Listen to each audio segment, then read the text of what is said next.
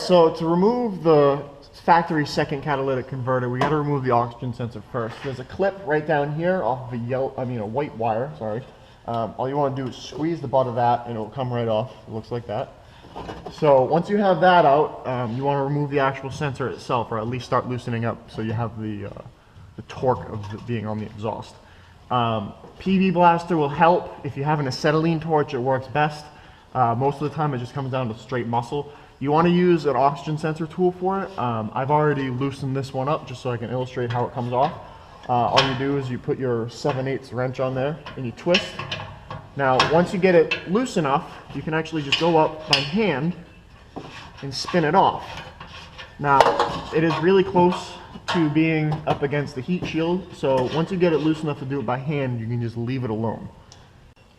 Alright, now we're going to come back to the back of the second catalytic converter, and there's these two spring bolts here that need to be removed. Depending on how rusty the underside of your vehicle is, they may break off, which really isn't a big deal back here because you're going to be replacing with the hardware we provided you anyway.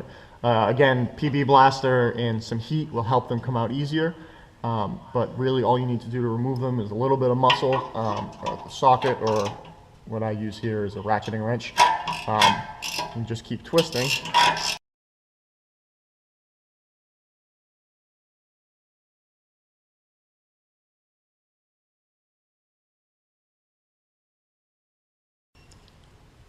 Now we're going to come back up to the front of the second cat pipe, and you get two more spring bolts up here. These ones, if you break them off in the downpipe, you're going to be in a little bit of trouble because then you'd have to take the downpipe off, drill and tap it. If your car is newer, you're not going to have a problem. But again, PB blaster and some heat, acetylene torch is always better. And they should come right out. I've already had these ones heated up for you. So all you got to do is get in there, twist them out.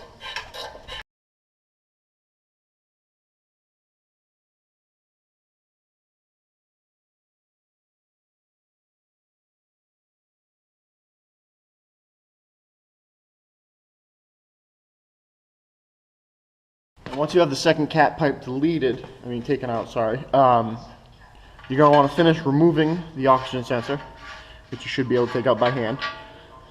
Be careful not to damage that, that's pretty expensive too. And now you want to reinsert the oxygen sensor into the new pipe. Simple as that. Now the pipes are labeled when you receive them, which side tells you what's rear and what's not. So now all you have to do is bolt up the new pipe.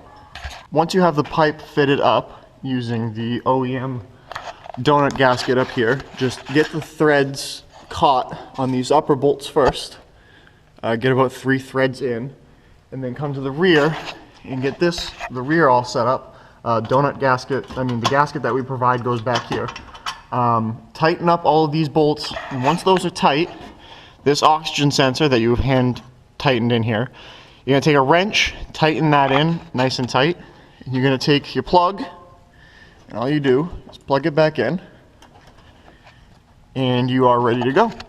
Hey guys, thanks for watching the video. Make sure you go check out the new website we have up, thefastreligion.com. You can get all kinds of merch, decals, and you can also read more about the builds we're doing. In the meantime, why don't you check out these other cool videos that we have going on, and make sure you hit that subscribe button.